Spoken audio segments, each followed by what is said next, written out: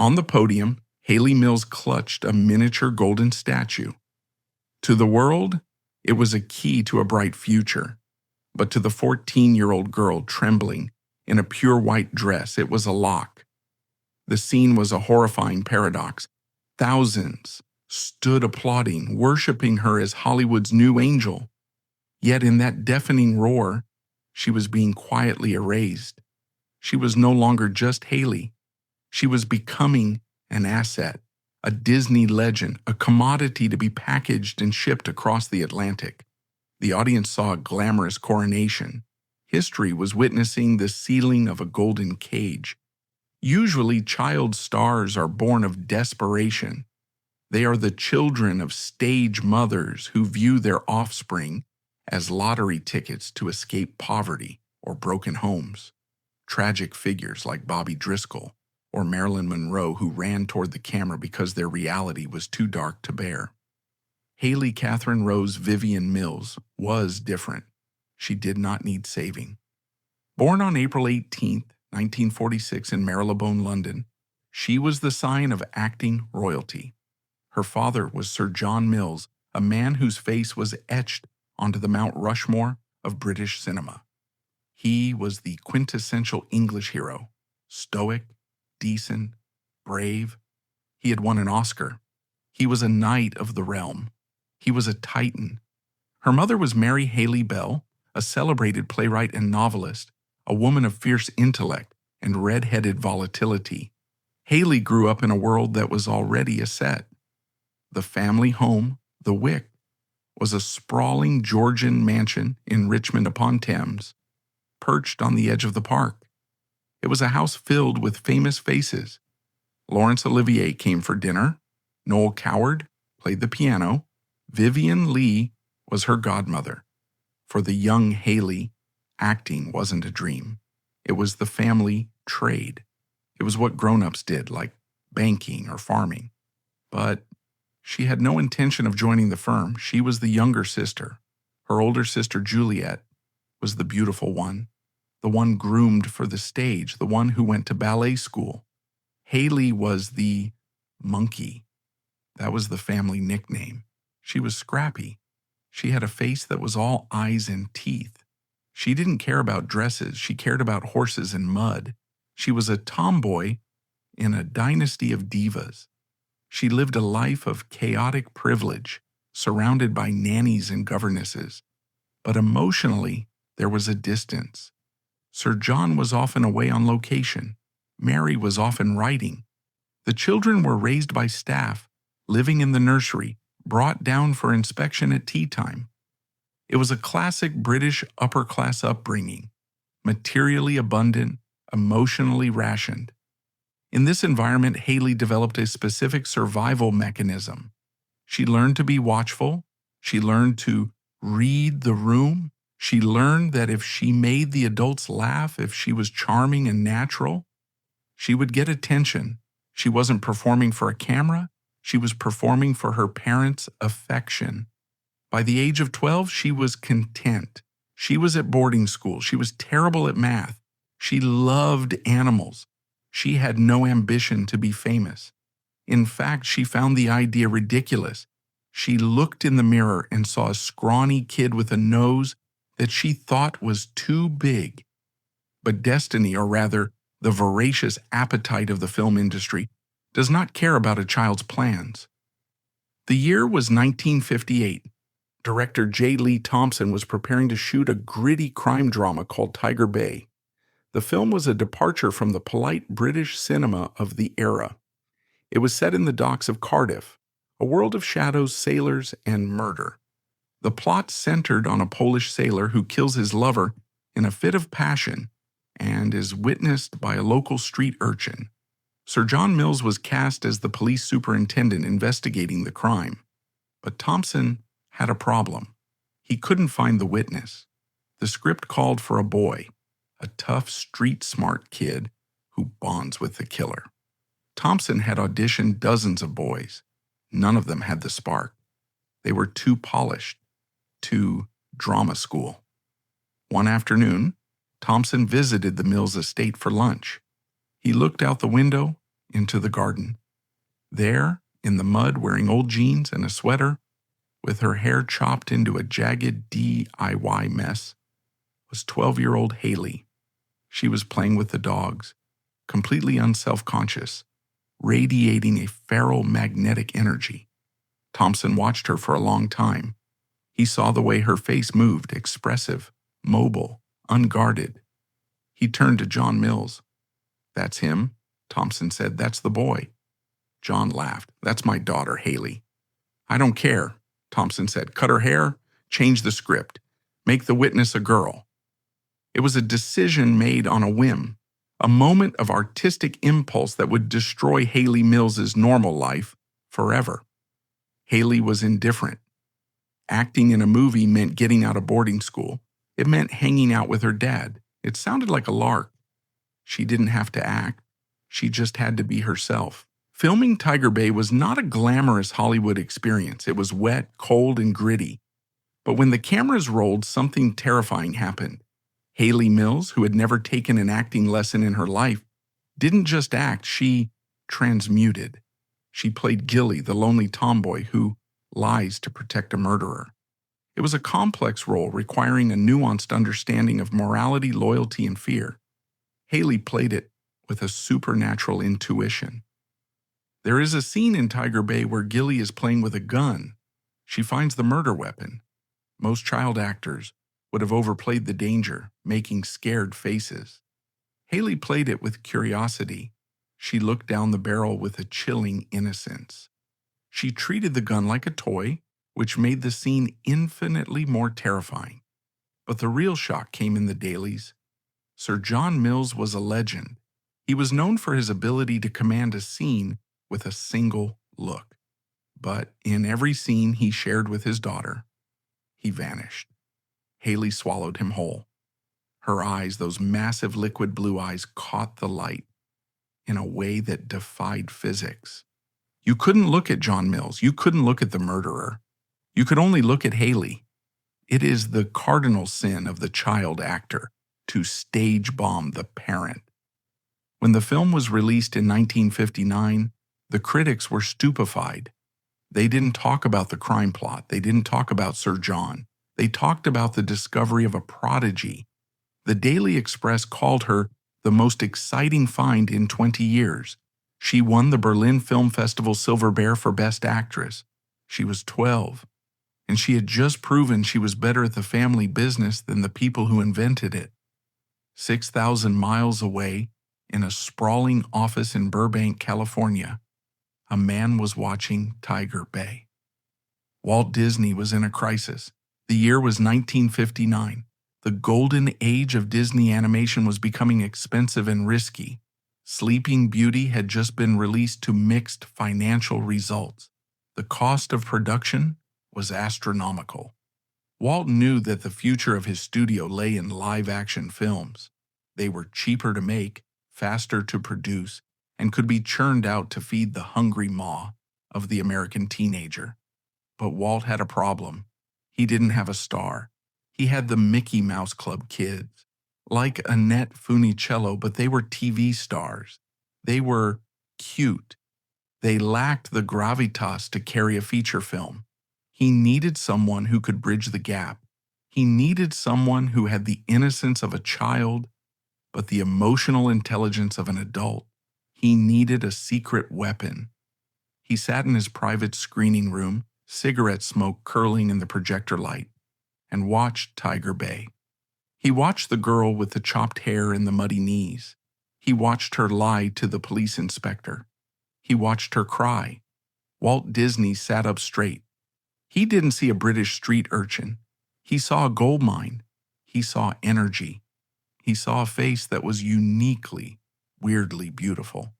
Not the plastic perfection of an American pageant queen, but something more interesting. Something quirky. Something that felt real. He turned to his brother, Roy Disney. "Get her." "She's British, Walt," Roy might have said. "She's John Mills's daughter. She's royalty." "I don't care," Walt said. "She's Pollyanna." The audacity of this casting cannot be overstated. Pollyanna is the quintessential American story. It is set in a small American town. It is about American optimism. To cast a British girl with a thick English accent as the heroine was madness. But Walt was a gambler. He picked up the phone and called London. The negotiations took place at the Wick. It was a meeting of titans. Walt Disney, the king of Hollywood, flew to London to court the Mills family. He didn't pitch it as a job. He pitched it as a vacation. Come to California, he told them. Bring the whole family, see Disneyland, it'll be fun. For Sir John Mills, this was a complicated moment. He was a proud man, but he was also a pragmatist. The British film industry was struggling. The taxes were punishing. Hollywood was where the money was. And there was the ego. His daughter had just upstaged him. Sending her to America, to Disney, might have felt like a way to give her a career while reclaiming his own space in British cinema. Or perhaps he simply saw the opportunity to set her up for life. A contract was drawn up. 5 years, 5 pictures. To a 12-year-old, 5 years is an eternity. It is the difference between a child and a woman. It covers the entire span of puberty. Hayley signed, or rather her parents signed for her. She didn't read the fine print. She didn't know about the clauses that controlled her image. She didn't know about the morals clause. She didn't know that by signing that piece of paper, she was agreeing to be frozen in time. She thought she was going to Disneyland. She didn't know she was going to a museum where she would be the main exhibit. Hayley Mills arrived in Los Angeles in 1960 like an alien landing on a strange planet. She was used to the gray damp of London and the muddy fields of Sussex. Los Angeles was a blinding assault of neon, chrome, and palm trees. It was a city that smelled of jasmine and exhaust fumes. Disney treated her like a visiting head of state. They put the family up in a suite at the Beverly Hills Hotel. They gave them a tour of the park. Walt drove them around in his personal car. But once the honeymoon was over, the work began. The transformation of Hayley the tomboy into Hayley the Disney star was immediate and clinical. First, the look. The jagged haircut from Tiger Bay had to go. They couldn't cut it, so they grew it out. They bleached it a honey blonde. They softened the edges. They put her in dresses, frilly Victorian high-neck dresses that hid her body and emphasized her youth. They hired dialect coaches to soften her British accent, though they didn't erase it entirely. Walt liked the accent. He thought it sounded classy. It made Pollyanna seem even more otherworldly, like a little angel sent from across the sea to fix the broken Americans. The filming of Pollyanna was a masterclass in emotional manipulation.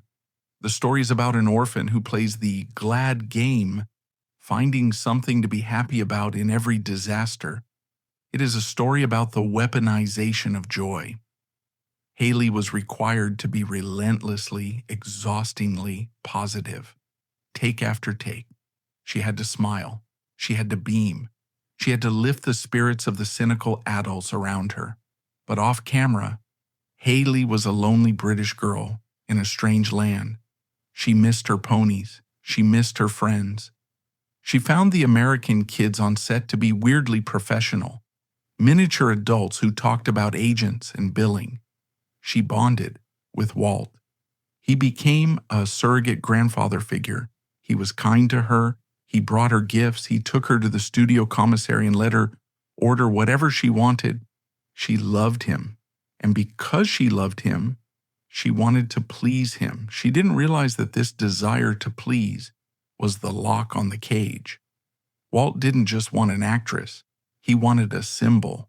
He wanted a girl who represented everything he believed in: innocence, optimism, and asexuality. And for the next 5 years, the entire machinery of the Walt Disney Company would be dedicated to a single impossible goal: ensuring Hayley Mills remained a child forever. Which brings us back to the Santa Monica Civic Auditorium, April 1961. Pollyanna had been released. It was a massive hit. It grossed $28 million. It saved the studio's year. Hayley Mills was now the most famous girl in America. She was on the cover of Life magazine. There were Hayley Mills dolls. She stands on the stage clutching the miniature Oscar. Shirley Temple, the original child star who survived the machine, is the one presenting it. It is a passing of the torch. Hayley steps up to the microphone. She giggles. She thanks Mr. Disney. She looks adorable. The audience sees a fairy tale. They see a girl whose life is perfect. But in the wings, the shadows are lengthening. The contract has 4 more years to run. Puberty is hitting. Her body is changing. Her mind is expanding.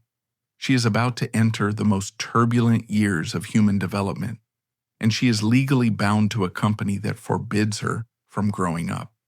The Oscar in her hand is heavy.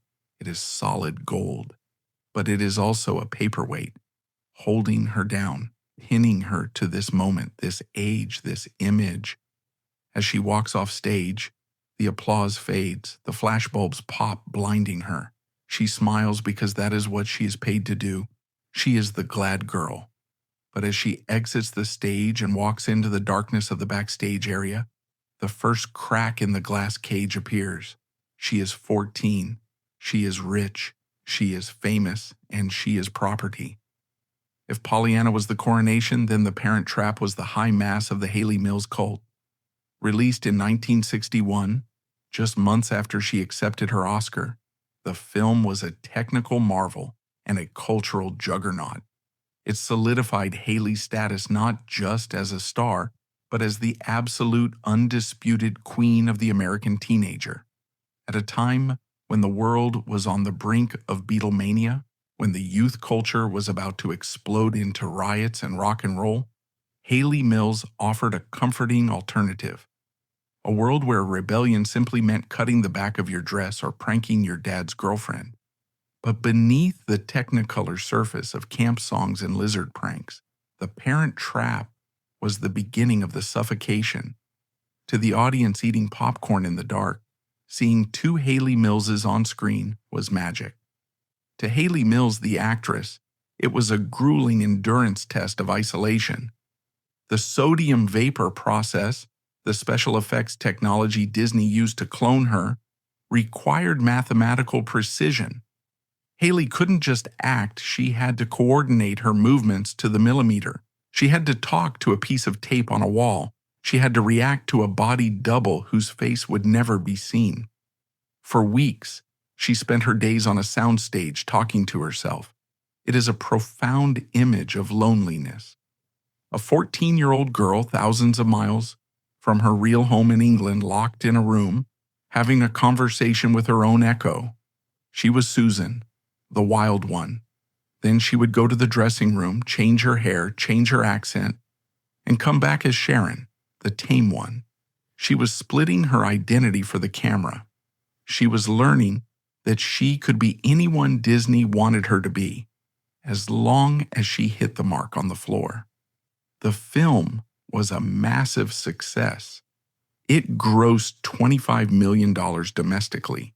It played in theaters for years. It made Hayley the most bankable star in Hollywood, adult or child. She was making more money for the studio than seasoned veterans. But with The Parent Trap, the cage locked tight. The public fell in love with the twins.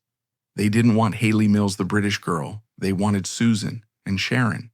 They wanted the girl who could fix broken families with a song and a smile. They wanted the girl who didn't exist. Then came the music. In The Parent Trap, there is a scene where the twins perform a rock and roll song, Let's Get Together. It was meant to be a throwaway moment, a cute parody of the teen craze, but the machine doesn't do throwaway. Disney released the song as a single. They attributed it to Hayley Mills and Hayley Mills, crediting her twice on the label. The song exploded. It went to number 8 on the Billboard Hot 100. It sold 1 million copies. Suddenly, Hayley Mills wasn't just a movie star. She was a rock star. She was the only female artist in the British invasion who wasn't actually a musician. Hayley hated it. She hated her singing voice. She thought it sounded thin and reedy. She hated rock and roll. Her taste ran to classical music and show tunes. She felt like a fraud. Imagine standing on a stage lip-syncing to a song you despise, while thousands of teenagers scream your name. It creates a dissonance. It creates a sense of imposter syndrome that digs deep into the psyche. She was being celebrated for a talent she didn't believe she possessed. Disney didn't care about her musical integrity. They cared about the vertical integration. They churned out an album. They pushed her onto variety shows. They squeezed the lemon until the rind was dry. By 1962, the biological clock that Walt Disney had tried to ignore was ticking louder.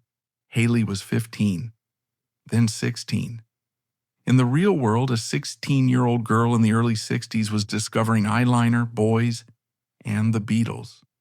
She was thinking about romance. She was thinking about independence. In the Disney world, a 16-year-old girl was an innocent being who cared about horses and helping her father find a wife. Walt Disney had a strict policy. The Disney girl does not have curves. This is the secret history of the studio system, the part that doesn't make it into the documentaries. As Hayley's body began to develop, the studio panicked. Changes were dangerous. Changes implied womanhood. Womanhood implied maturity.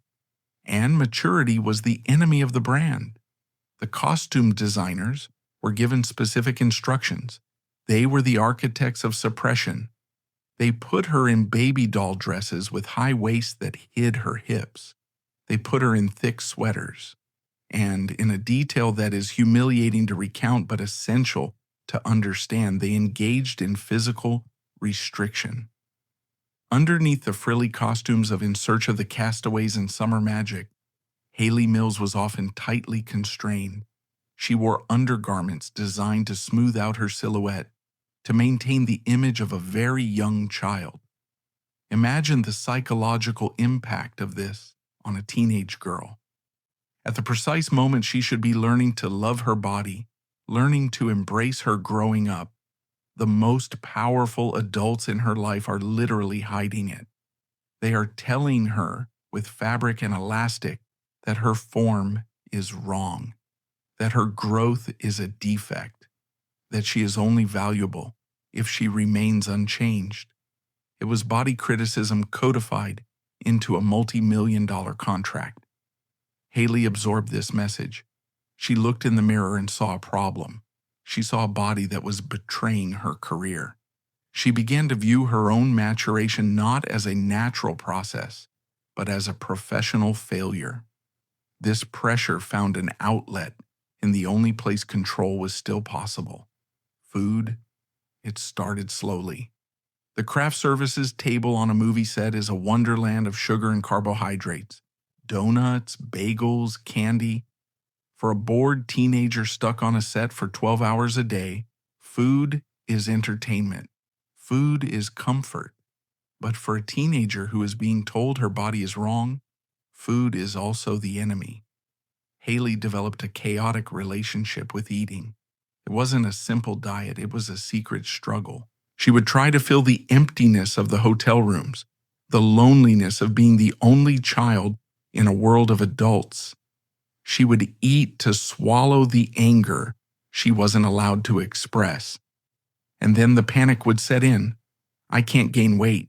If I gain weight, the dress won't fit. If the dress doesn't fit, Walt will be disappointed. If Walt is disappointed, the world ends. So she would find a way to make it disappear. It was a cycle of shame that played out in the bathrooms of five-star hotels and luxury trailers. To the world, she was the healthy, glowing Pollyanna, holding a jar of honey. In private, she was a girl at war with her own gut. She was literally regurgitating the excess that the industry was forcing down her throat. No one noticed. Or if they did, they looked away. As long as she showed up on time, as long as she fit into the costume, as long as she smiled for the poster, the internal rot was irrelevant. She was a product, And products don't have eating disorders. They have maintenance schedules. While her body was fighting to grow up, her career was trapped in amber. After the triumph of The Parent Trap, Disney stopped trying. They realized they had a formula, and they decided to repeat it until the wheels fell off. They cast her in Search of the Castaways. It was an adventure film, but Hayley's role was essentially the daughter. She was the object to be rescued, the plucky sidekick. Then came Summer Magic. It was Pollyanna Redux, another period piece, another story about a nice girl fixing a broken situation. It was sweet, it was colorful, and for Hayley it was excruciatingly boring. She was an actress capable of great depth, remember Tiger Bay, but she was being asked to play a cartoon. She was reciting lines that felt like baby talk. She was surrounded by actors who treated the material with the condescension it deserved. She began to feel the golden handcuffs tightening. She watched other actresses her age, like Sue Lyon in Lolita or Patty Duke in The Miracle Worker, taking on roles that dealt with trauma, sex, and reality. They were winning Oscars for acting. Hayley was winning Golden Globes and popularity polls for being cute. She was the highest paid teenager in the world, and she felt like a court jester. In 1964, a crack appeared in the wall. Universal Pictures approached Disney. They wanted to borrow Hayley for a film called The Chalk Garden. It was not a Disney movie, it was a drama based on a play by Enid Bagnold. It starred Deborah Kerr and Edith Evans, titans of the British stage.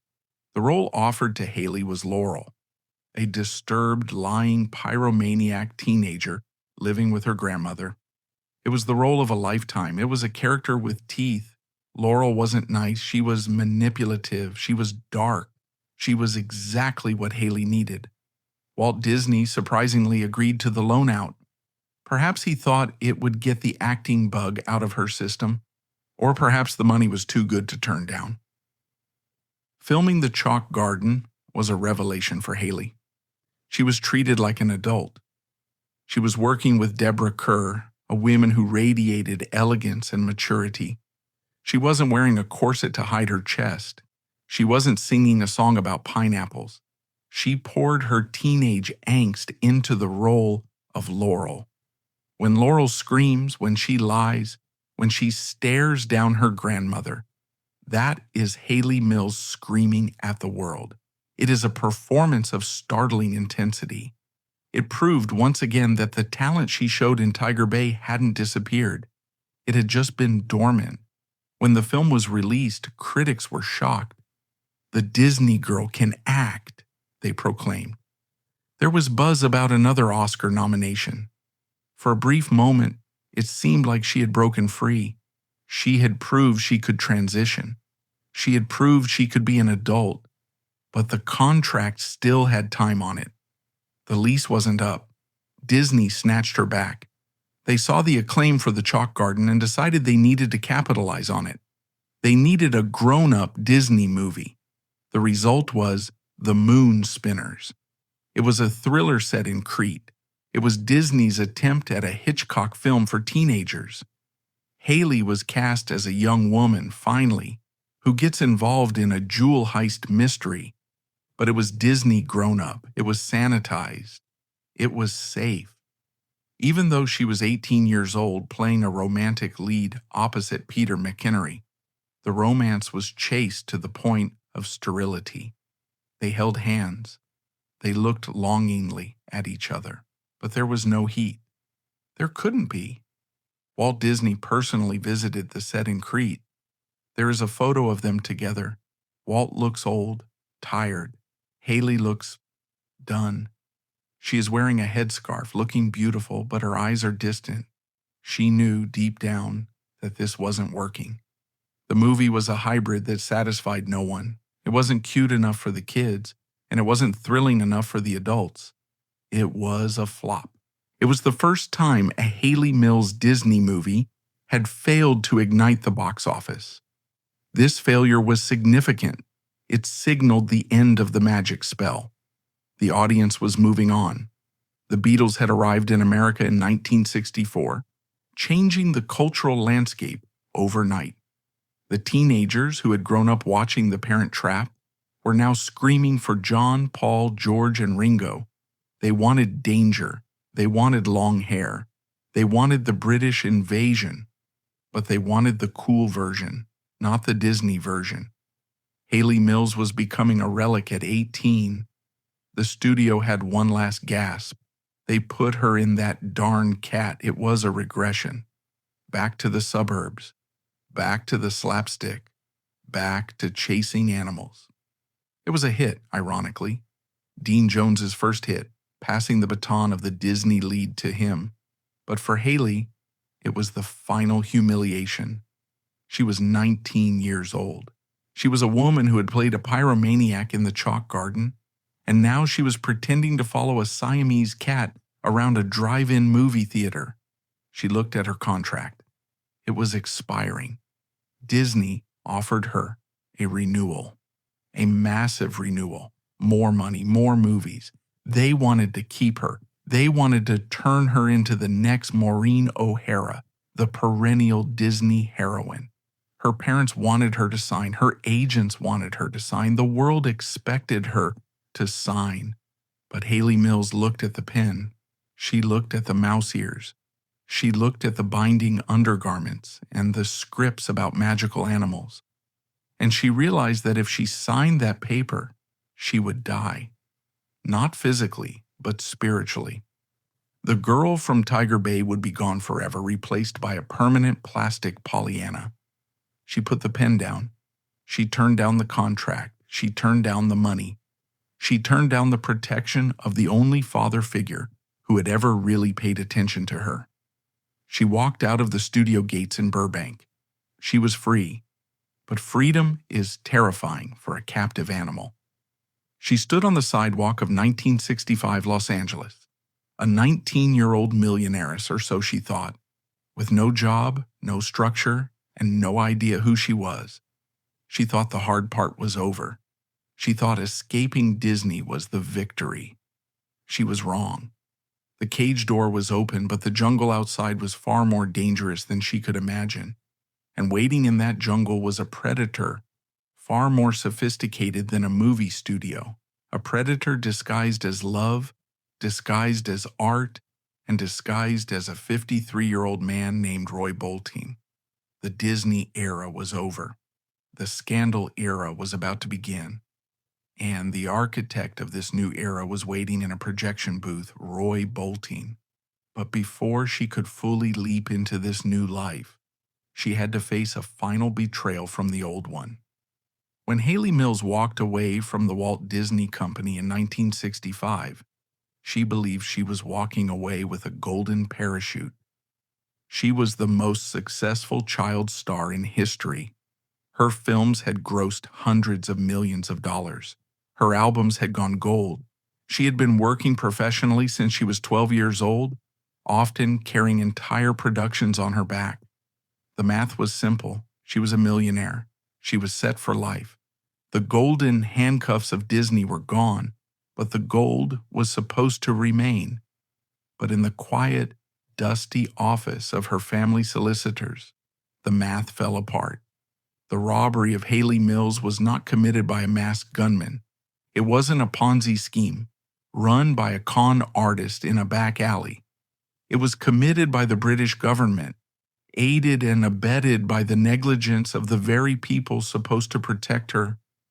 To understand the scale of the disaster, you have to understand the tax laws of 1960s Britain. The Labour government, facing post-war debts, had instituted a tax rate on high earners that is unimaginable today, 91%. For every pound Hayley earned, the government took 91 pence. However, there were loopholes, trust funds, corporations, ways to shelter the money. Hayley's father, Sir John Mills, and his team of expensive lawyers had set up a trust for her when she started working. They assured her, "Don't worry, darling, the money goes into the trust. When you turn 21, it's all yours." It was a beautiful lie. The lawyers had made a mistake, a clerical error. a misinterpretation of a tax treaty between the US and the UK, or perhaps simply lazy accounting. The specifics are buried in legal jargon, but the result was blunt force trauma. The Inland Revenue declared that the trust was invalid. They declared that Hayley's earnings were subject to the full retroactive tax rate. In that lawyer's office, the solicitor explained the reality. The millions were gone, confiscated, vaporized. Hayley looked at the ledger. She had spent her entire adolescence in a hotel room. She had starved herself to fit into costumes. She had smiled until her face ached. She had missed out on school, on friends, on growing up. She had sold her childhood to the industry, and she had done it for free. The psychological impact of this revelation is hard to overstate. It wasn't just about the money. It was about the betrayal of the social contract.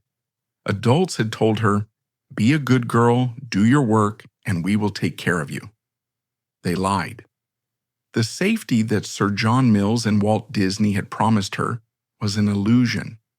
The patriarchal figures in her life had failed her. Her father, the great hero of British cinema, had failed to protect her nest egg. The government, the ultimate authority, had looted her. Hayley walked out of that office a different person. The naivety was gone, replaced by a cold, hard cynicism. If the rules didn't protect you, why follow them?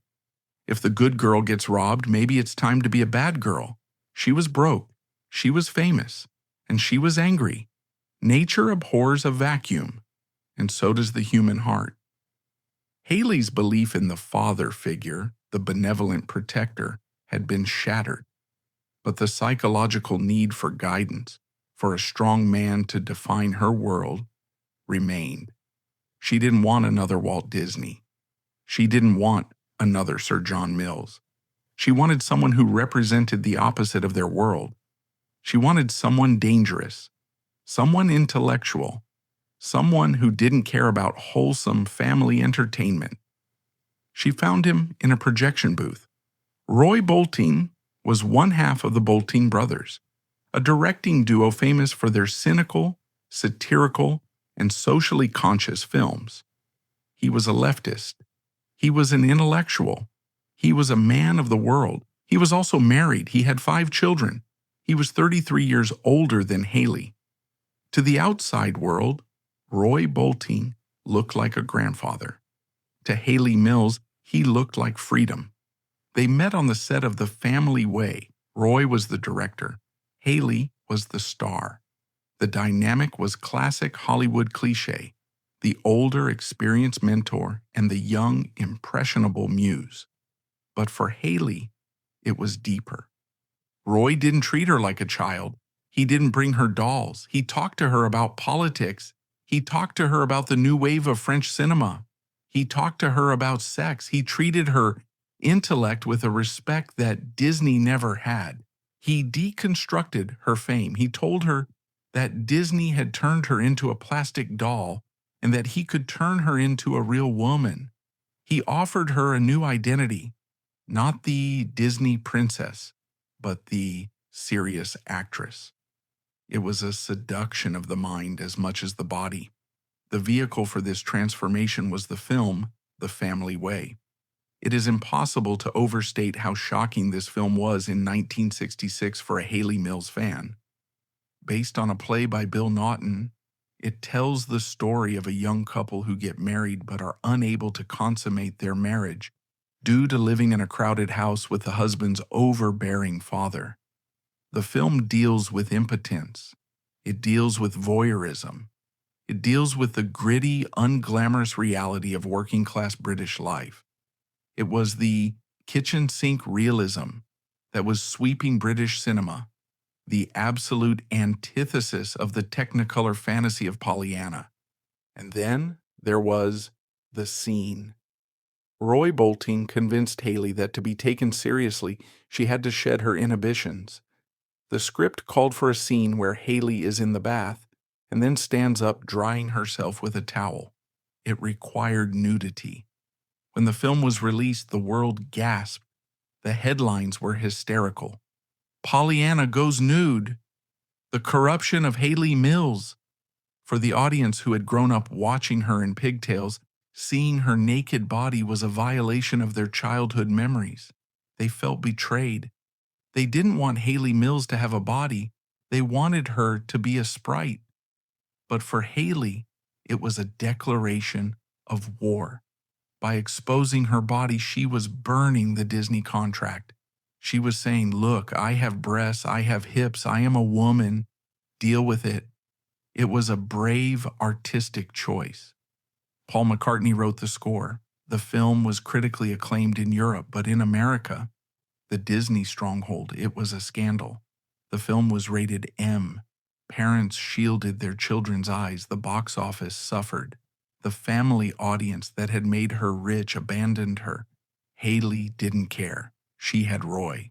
If the movie was a scandal, the reality was a catastrophe. During the filming, the relationship between the 20-year-old star and the 53-year-old director moved from intellectual flirtation to a full-blown affair. They made no attempt to hide it. They were photographed dining together in London. Roy moved out of his family home. Hayley moved out of the Wick. The British press, usually deferential to the Mills family, took off the gloves. This was the Profumo affair of the entertainment world. It had everything: a fallen angel, a lecherous old man, a broken family. The most devastated person was Sir John Mills. John Mills felt a double betrayal. Roy Bolting was his peer, his contemporary. They belonged to the same clubs. For his friend to seduce his daughter, a girl Roy had known since she was a child, was a breach of the gentleman's code so severe it shattered the social fabric of their circle. Sir John wrote Hayley a letter. It was a manifesto of disappointment.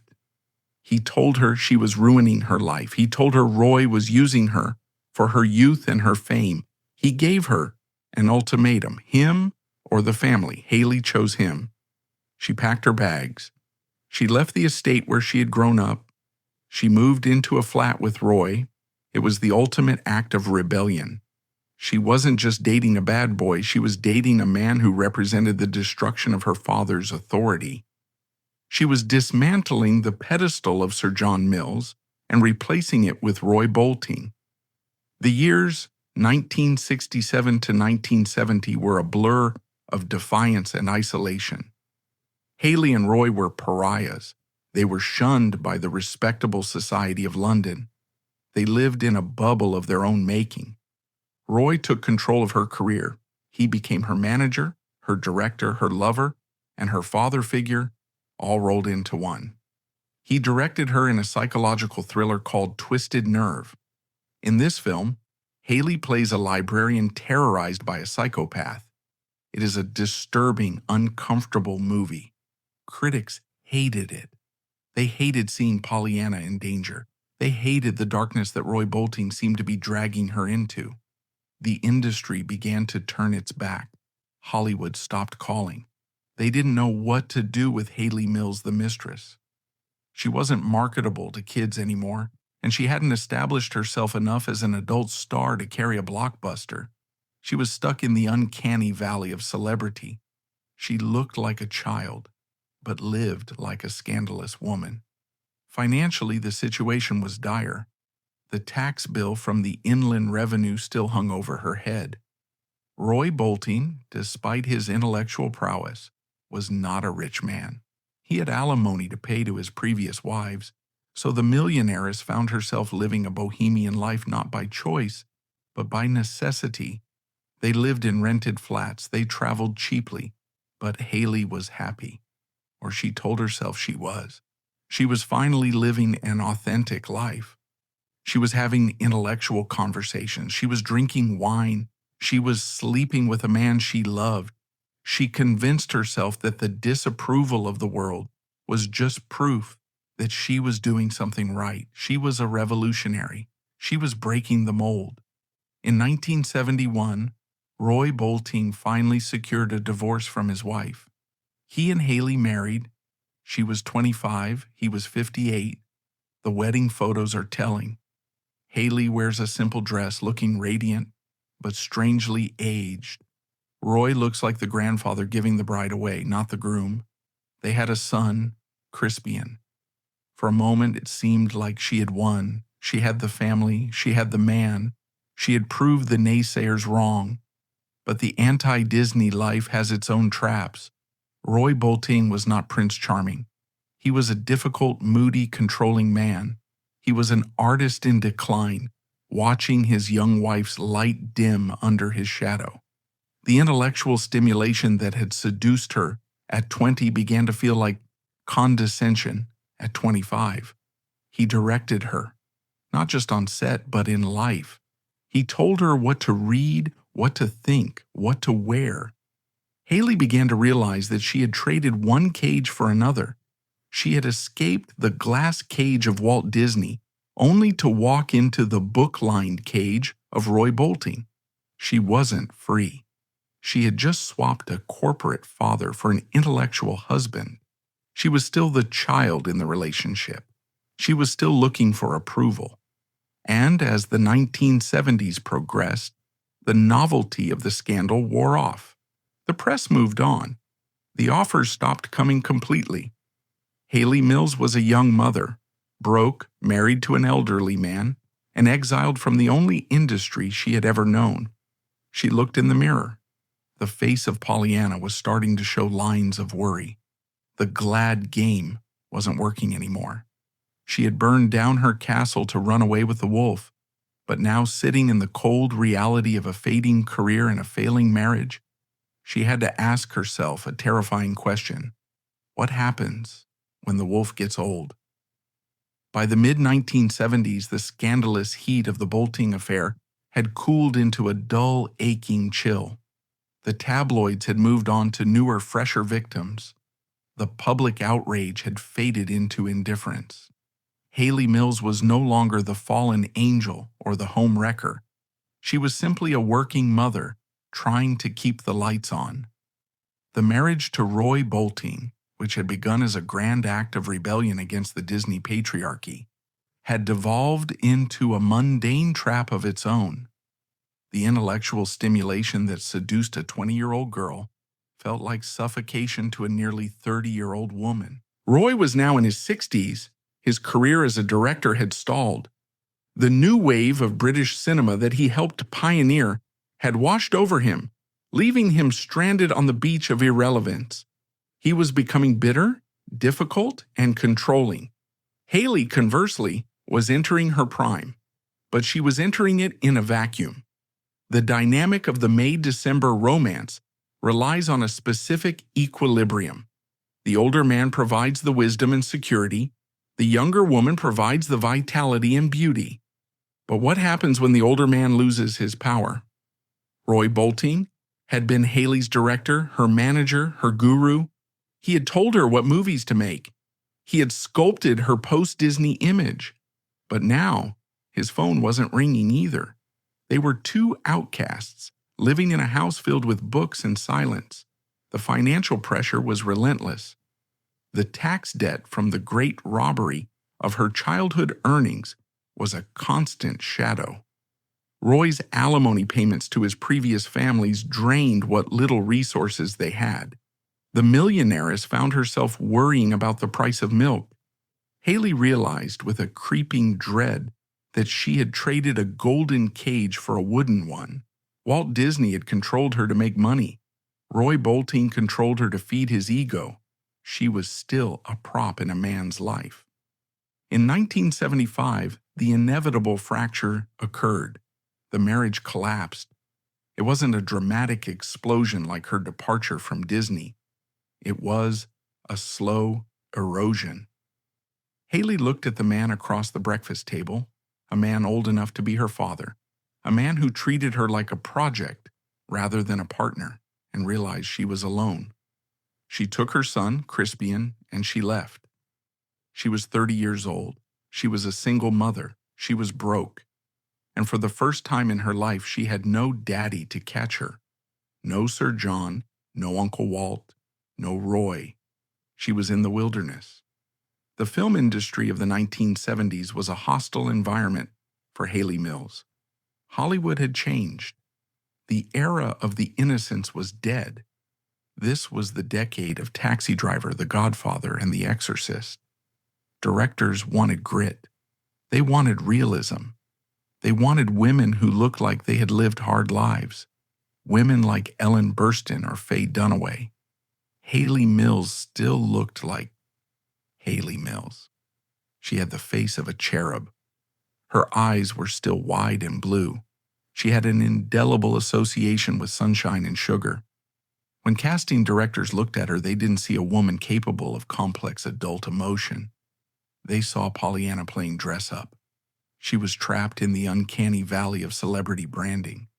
She was too old to play the child, but her brand was too childish to play the adult. Desperate for work, she took what she could get. She entered the purgatory of television movies and low-budget thrillers. She traveled to remote locations. She worked for paychecks that were a fraction of her Disney quote. She was a journeyman actor carrying her own luggage, staying in second-rate hotels. It was a humbling descent, but it was also, in a strange way, liberating. For the first time, she was working for herself. Every dollar she earned was a dollar that kept a roof over her son's head. She wasn't building an empire for Disney, she was buying groceries. There is a dignity in survival that the pampered child star never knows. Hayley was learning the grind. In a twist of fate that would be too heavy-handed for fiction, Hayley Mills returned to the London stage in 1969 and again in the mid-70s to play a specific role: Peter Pan. Disney had fired Bobby Driscoll for growing up, for failing to be Peter Pan. Now Hayley Mills, the girl who replaced Bobby as the studio's golden child, was putting on the tights. Playing Peter Pan is a psychological minefield for a former child star. The text of the play is about the tragedy of aging, the loss of innocence, the refusal to enter the adult world. For Hayley, reciting J.M. Barrie's lines must have felt like reading her own diary. I won't grow up. I want to always be a little boy and have fun. She was a divorced woman with a child, pretending to be a boy who rejects motherhood. She was getting paid to enact the very pathology that the industry had forced upon her. Critics praised her performance.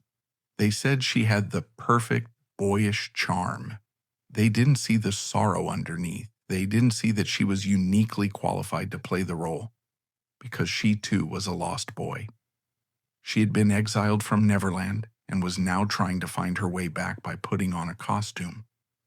In the late 70s, Hayley attempted to reclaim her cinematic legacy in a different way.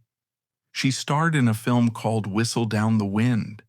More accurately, she tried to find roles that echoed her father's legacy while establishing her own. But the shadow of Sir John Mills was long. He was still working, still a legend. The press constantly compared them. Does she have her father's chops? Is she still Daddy's little girl? Even as a grown woman, she was defined by her lineage. She appeared in a television series called The Flame Trees of Thika. It was a serious, well-regarded drama about British settlers in Kenya. For a moment, it seemed like she might break through as a character actress. She wore period costumes. She dealt with complex themes of colonialism and hardship. But the industry has a short attention span. The series was a critical success but didn't launch a movie comeback. It confirmed that Hayley Mills was a good actress, but it didn't make her a movie star again. She was settling into the tier of working actor, respectable, employable, but no longer magical. And then, in the 1980s, the call came. The Walt Disney Company was under new management. Michael Eisner and Jeffrey Katzenberg were revitalizing the brand. They were looking at their intellectual property library, mining it for gold. They looked at The Parent Trap. They saw the enduring popularity of the original. They saw the rental numbers, and they had an idea, The Parent Trap 2. They called Hayley. Returning to Disney must have been a complex psychological calculus for Hayley. This was the studio that had made her. This was the studio that had bound her chest and stunted her growth. This was the studio she had run away from to be naked in a bathtub. But she needed the money. And perhaps a part of her wanted to close the circle. She agreed to reprise her roles as Sharon and Susan. But there was a catch. She wasn't the focus anymore. The movie was about their children. Hayley was now the mother figure. She was playing the Maureen O'Hara role. Filming The Parent Trap. 2 was a stark lesson in the hierarchy of Hollywood. It wasn't a theatrical release, it was a Disney Channel premiere film. It was content filler for the cable block. Hayley was professional. She smiled. She brought the old warmth. But the magic was synthetic. The script was formulaic. The sodium vapor process was replaced by cheaper camera tricks. To the audience, it was a nostalgia trip. Look, it's Hayley Mills. She's all grown up. To Hayley, it was a capitulation. It was an admission that the rebellion had failed. She had tried to be a serious actress, a nude trailblazer, a jazz singer, and in the end, the only thing the world would pay her to be was the girl from The Parent Trap. She had escaped the glass cage, wandered the wilderness for 20 years, and then voluntarily walked back into a plastic replica of the cage because it was the only place that offered shelter. The late 80s brought a final surreal twist to her tenure as America's sweetheart.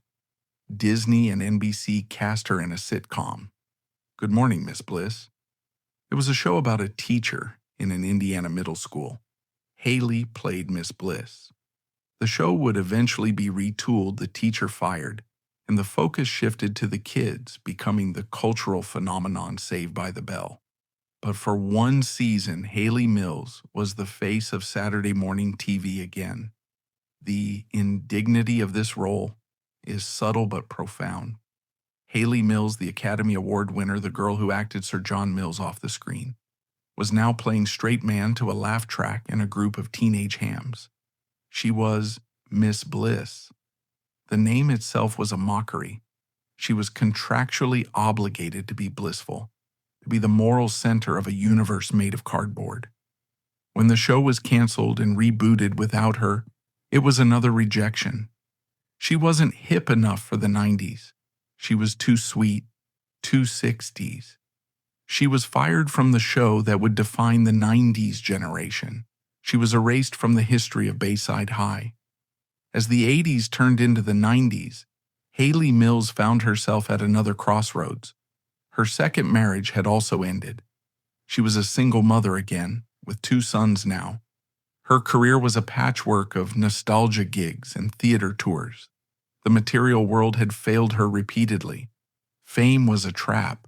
Money was a mirage. Love was fleeting. So she looked inward. Like Dean Jones, she sought a spiritual solution to a professional problem. But unlike Dean, who found Christianity, Hayley turned east. She began to explore Hinduism, meditation, and vegetarianism. She traveled to India. She met gurus. This wasn't a celebrity fad for her. It was a survival strategy. She needed a philosophy that explained the impermanence of the world. She needed to understand why she had been given everything and then left with nothing. Eastern philosophy taught her that the self is an illusion. For a woman whose self had been manufactured by Walt Disney, this was a comforting thought. If Hayley Mills the star was just an illusion, then the pain of losing her didn't matter. She began to find a quiet peace. She stopped fighting the past. She stopped hating Pollyanna. She realized that the girl in the glass cage hadn't been her. It had been a character, and she, the woman observing the character, was still alive. She was damaged, yes. She was scarred by the binding and the bulimia and the betrayals. But she was still standing. She started to embrace her legacy, not as a burden, but as a bizarre, beautiful accident. But the story wasn't over. The 90s would bring a new kind of challenge, a challenge not of poverty or obscurity, but of relevance. A new generation of Disney girls was rising. Brittany, Christina, Lindsay, and the world would look to the original princess to see how she had survived. Hayley Mills was about to become something she never expected, an elder stateswoman, a survivor who held the map to the minefield. And she would have one final unexpected chance to tell her story on her own terms. By the late 1990s, the cultural landscape that Hayley Mills had once dominated had shifted so radically it was almost unrecognizable. The innocent optimism of the Kennedy era was ancient history, replaced by the cynicism of Generation X and the glossy, hyper-commercialized pop culture of the pre-millennium. Hayley was now in her 50s. In the brutal actuarial tables of Hollywood, this is usually the age of invisibility for women. But Hayley Mills was not invisible. She was something more complex. She was a ghost that refused to leave the attic. She was a living touchstone for a generation of baby boomers who were now parents themselves, looking back at their childhoods with a mixture of nostalgia and melancholy. She had survived the tax robbery, the scandalous marriage to Roy Bolting, the single motherhood, and the indignity of Saved by the Bell. She had found a measure of peace in Eastern philosophy and the quiet grind of theater work. But the industry wasn't done with her yet. It was about to force her to confront her past in the most literal way possible. It was going to replace her. In 1998, the Walt Disney Company decided to remake The Parent Trap. It was the ultimate corporate recycling. They took the crown jewel of Hayley's career, the film that had defined her existence, and gave it a fresh coat of paint. They hired Nancy Meyers and cast a brilliant freckle-faced girl from Long Island named Lindsay Lohan. For Hayley, watching this production must have been a surreal form of psychological torture. It was like watching a home movie of your own life, but played by a stranger who looked like a reincarnation of your younger self. Disney reached out to Hayley, asking her to do a cameo, a passing of the torch. Hayley refused. It was a quiet act of defiance. She refused to bless the new machine. She refused to be a prop in the coronation of the next victim. As she watched Lindsay Lohan's life eventually unravel under the pressure of the 24-hour media cycle, the mugshots, the exhaustion, the public breakdowns, Hayley recognized the symptoms immediately. It was the Disney disease eating another host. But for Hayley, the remake served a crucial, liberating function. By giving the role to someone else, the public finally allowed Hayley to stop being Susan and Sharon. The burden of the twin magic had been transferred to Lindsay. Hayley was no longer the custodian of the myth. She was just an actress again. Free from the shadow of the twins, Hayley faced the turn of the millennium by finding a new home where her age was an asset, the stage. She embarked on a tour of The King and I, playing Anna Leonowens, a Victorian woman of spine and dignity. Night after night, standing in a massive hoop skirt, she sang, "Hello, young lovers." But this wasn't the thin, reedy voice of "Let's get together" that she had hated in the 60s. Her voice had dropped. It had texture. It had the resonance of a woman who had lived, loved, lost money, and raised children alone. When she sang, the audience wept, not for the character, but for the memory of Hayley Mills. It was during this tour that she found the final piece of her healing puzzle, Firdous Bamji. An actor 20 years her junior, Firdous was different from the men of her past. He wasn't a father figure like Sir John, nor a controlling mentor like Roy Bolting. He was a partner. He saw Hayley the woman, not the icon. For the first time, she entered a relationship not defined by power imbalance, stabilizing her life just before the storm hit. In 2005, the pillars of her world collapsed. Her father, Sir John Mills, passed away at the age of 97, followed closely by her mother, Mary Hayley Bell. For 50 years, Sir John had been the sun around which Hayley orbited.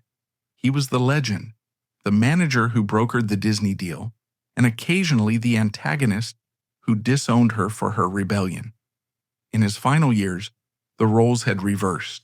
The Titan became the dependent, and the child star became the caregiver. His death marked the final cut of the umbilical cord. At 59, Hayley was an orphan, but she was also now the matriarch of the dynasty. The resentment over the lost millions and the family feuds evaporated at the grave, leaving only a sense of duty to the legacy. But just as she adjusted to this loss, the body kept the score. In 2008, Hayley was diagnosed with breast cancer.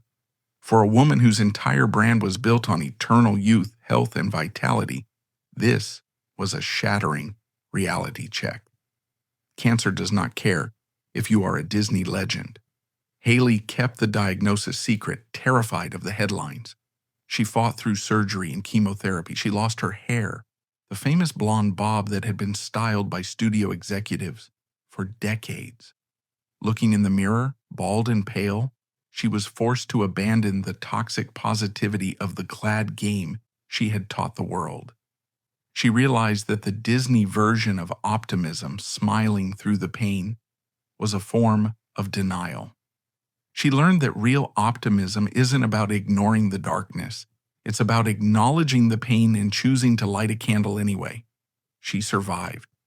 When she went public with her battle, in 2012, she did so as a survivor, humanizing herself in a way no movie role ever could.